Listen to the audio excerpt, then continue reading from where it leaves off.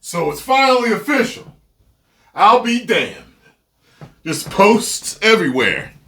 She put out a statement and everything. So the question is, Mr. Filoni, people have said that you are a yes man and that you, while being George's pick, that you possibly have gone along with her efforts to change Star Wars into something that it never was. People basically have said, they're wondering, was it only because you were working under her? Or now that you are in charge, will you change it back into what it was intended to be? Should be interesting. I'm in the mood to laugh, though. Are you? Cool. Let's check this out. Get over and follow Nerdrotic. Tell them Tyrone Magnus sent you.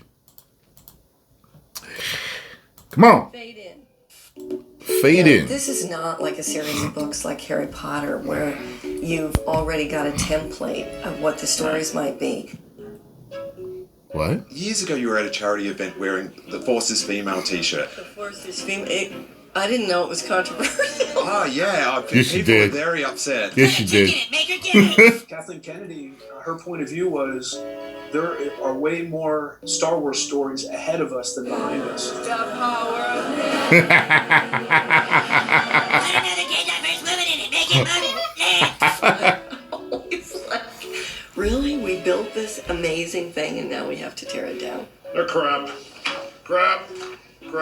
Mega crap. nerdrotic.com. Mega crap. Greetings, you over 1 million hellions and the 40% who haven't subscribed yet. We got some breaking news. Gina put up a pretty good picture the other day. Did y'all see it on Twitter?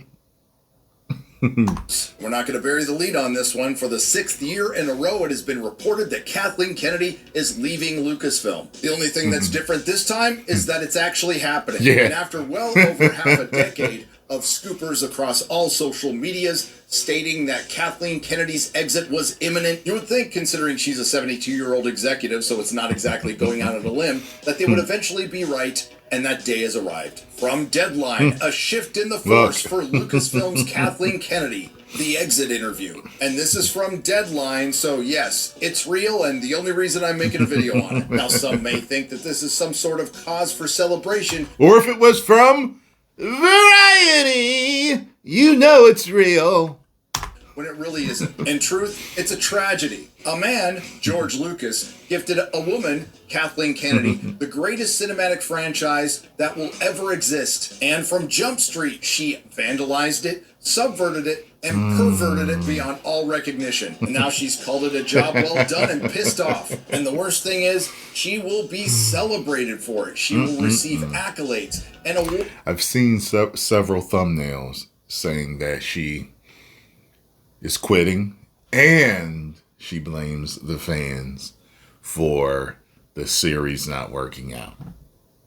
You cannot blame the customer for not wanting to buy your garbage. Sorry, madam. Awards. They will honor her past work as a producer on films like Poltergeist, E.T., Schindler's List, The See Sixth Sense, Spielberg's face. Munich, War of the Worlds, Lincoln, the Jurassic Park franchise, the Indiana Jones franchise, the Back to the Future. She's been a part of a lot of hits. Like I said, I think a lot of these companies, people, signed contracts to do these movies.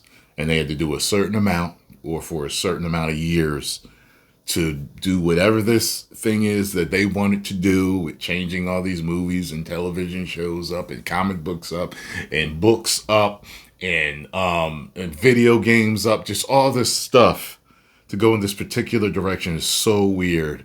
And they were all together in on it and saying it was a good thing. And when people didn't want to go along with it, they were demonized and called all type of istophobes if they didn't want to buy it. So weird and conspiracy theory-ish. Like just there's a direction that you could really go with this. That as a person, I do not want to believe but it definitely feels like that. And you guys all know that are in the know what I mean. And I'm just like, it's just insane. Franchise. Combined, they total more than $11 billion in global box office grosses. And that's nothing to sneeze at. And don't you dare bring up the fact that this has a lot to do with her relationship with Steven Spielberg, George Lucas, and her husband, Frank Marshall, because that would be sexist. And they'll also bring up her work at Lucasfilm. She successfully brought back the franchise with The Force Awakens, grossing over $2 billion at the global box office. And the first movie was good. It was good. I enjoyed myself. And we were all so happy. Nobody gave a damn about a black stormtrooper that was force sensitive. That was the way they made it look. He was going to eventually become a Jedi.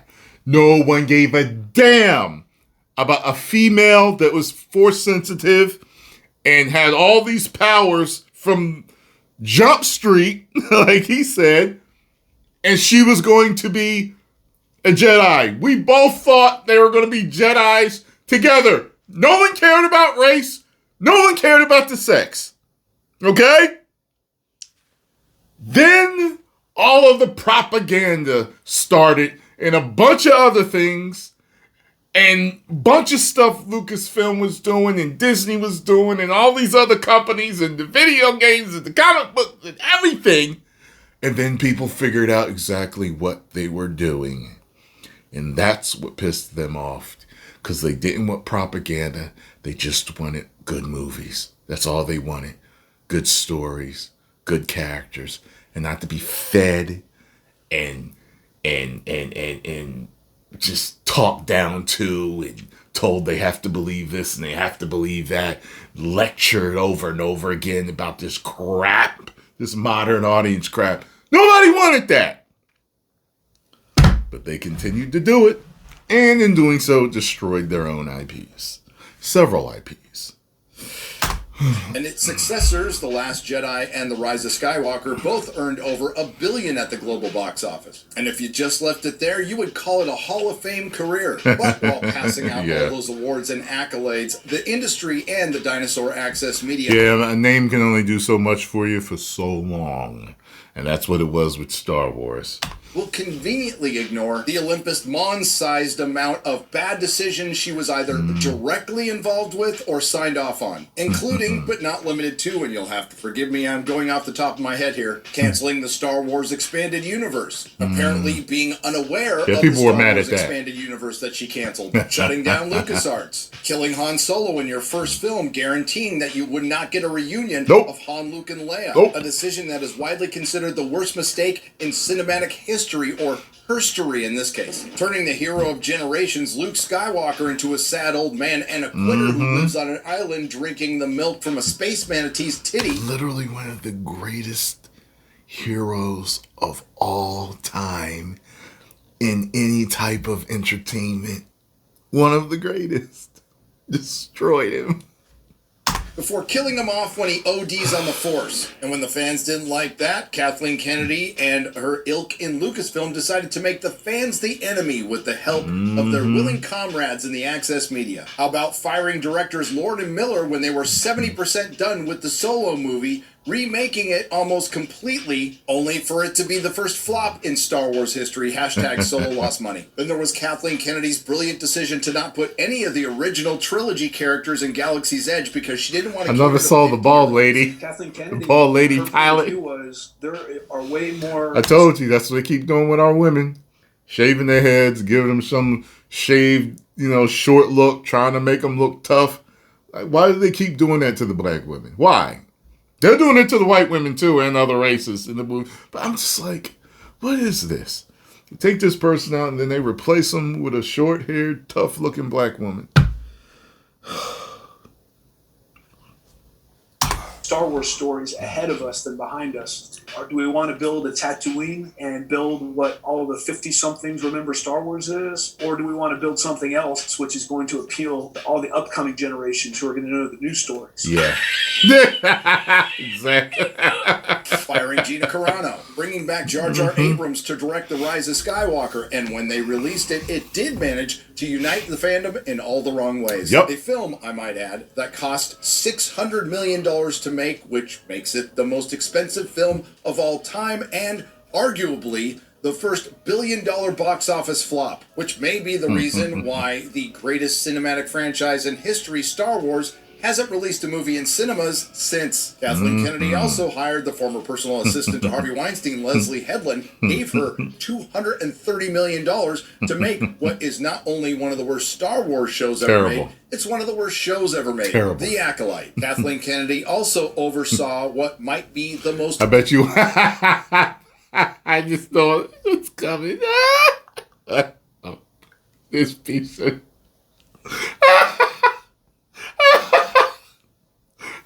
I forgot what I was even going to say. Oh, I bet you what some fans did. All they did was clip the lightsaber, the big lightsaber fight, and that's it. And that's all they ever watched because the rest of the show is garbage.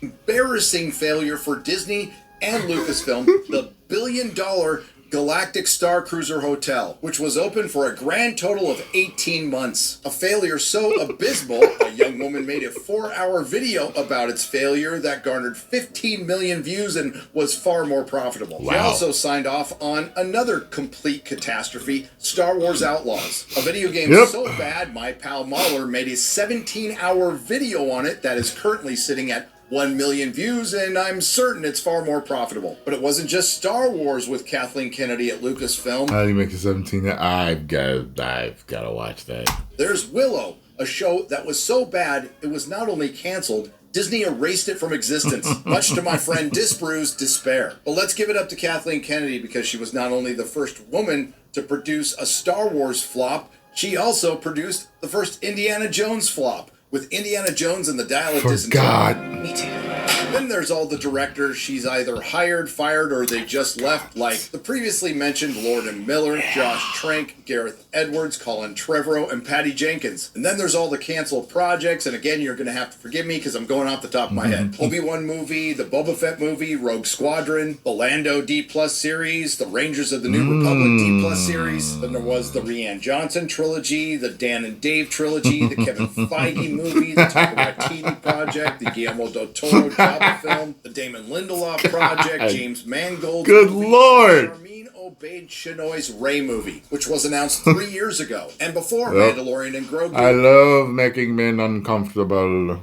And Star Wars Starfighter, which will be the first 2 Star Wars films in theaters in over half a decade. A generational run of ineptitude that was immortalized in a South Park episode. And all of this will be glossed over by the entire entertainment industry and their willing and able comrades in the access media. And this brings us to Kathleen Kennedy's exit interview in Deadline, which is a 33-minute read and, unsurprisingly, is a total fluff piece that glosses over her failures or doesn't even mention them at all. Don't believe me? There's not a single mention of Willow or the Acolyte in it. And the only things worth mentioning from this circle jerk are very brief. It may shock you to learn that Kathleen Kennedy has no regrets after leaving Lucasfilm. The highs include bringing in a new audience. I think we did find new I find that very hard to believe that she has no regrets. characters. We continue to find new characters, yet none of them work. And if you think she forgot about the fan base, you'd be wrong. The lows are that you've got this very, very small percentage of the fan base that has enormous expectations, and basically they want to continue to see pretty much the same. Bull in the story. Same thing. Oh, and she wasn't done backhanding the fans. If you have any questions where the preemptive attacks on fans come from, on things like The Acolyte and Obi-Wan, you don't need to question it anymore. I'm honest, especially with the women that come into this space because they unfairly get targeted. I don't try to sugarcoat it, and I emphasize that it's a very small group of people with loud megaphones. I truly do not believe that's the majority of fans, and I think we're also in this weird world of where bots can affect things. And no one's... Look at the decline. Look at the ratings of these, all this stuff. It's not small at all. That's what he said. Denying that, it happens on both sides to a certain percentage. But I'll ask you this. Who has the financial incentive to bought things? Is it a fan or a multinational, multi-billion-dollar corporation trying to protect an IP? But wait, there's more. She also blames Rian Johnson leaving on the fans. What she fails to mention is those are the very same fans Rian Johnson was gaslighting. I do believe he got spooked by the online negativity. I think Rian made one of the best Star Wars movies. He's a brilliant filmmaker, and he got spooked. To be fair, KK said she had one regret, the Solo movie, where she... I'm sure he did get scared. I'm sure that's exactly what happened. He realized that he went the wrong way. I mean, I'm sure that's happened with several filmmakers. They made a movie that wasn't well accepted and it scared them. I mean, I assume that's part of the process. Sure, it's been happening forever since movie making pretty much started. Making money off of movies, that's how you find out which way to go, which direction to go in next to make it better. Realize fundamentally, conceptually, you cannot replace Han Solo, at least right now. Well, then maybe you shouldn't have killed him. And that's about it. And the headline for this interview should have read, "Woman who destroyed Star Wars quits. No accountability to be found." How do you write women so well? I think of a man, and I take away reason and accountability. And with all of our beloved franchises seemingly dying all at the same time, the commonality is the path of their destruction was paved with ego, hubris, and a slavish adherence to the message. According to the Deadline interview, Kathleen Kennedy truly believes she was a bold decision maker. She was innovative and breaking ground with Star Wars by casting a British brunette woman over and over again. The funny thing is, you do not get to choose your legacy. Life will choose that for you. So while she continues to delude herself while riding off into the sunset with all her accolades and awards, the truth of the matter is, she oversaw the destruction of the greatest cinematic franchise of all time, Star Wars, through creative mismanagement, prioritizing entitlement-driven agendas, and virtue signaling. And currently, Kevin Feige is overseeing the destruction of Marvel. And he better hope that the two saviors that he's brought in, the Russo brothers, can indeed save it. They'll both be in the same seat. Over coherent storytelling, alienating fans, and turning the biggest franchise in the history of Hollywood into a symbol of its creative decline. Garbage. Simply put, despite all of her prolific previous work, Kathleen Kennedy will forever be known as the woman who killed Star Wars. And taking her place are two of her accomplices, Dave Filoni and Lin-Win Brennan. Meet the new bosses, same as the old boss. See what he just said? If they're going to do the same thing, it don't matter who's stepping down and who's stepping up. It does not matter. Time will tell. And I can't wait to find out. Post your comments down below. Let me know what you all think about the situation. If you enjoyed my thoughts and commentary, hit the like button, subscribe, and share.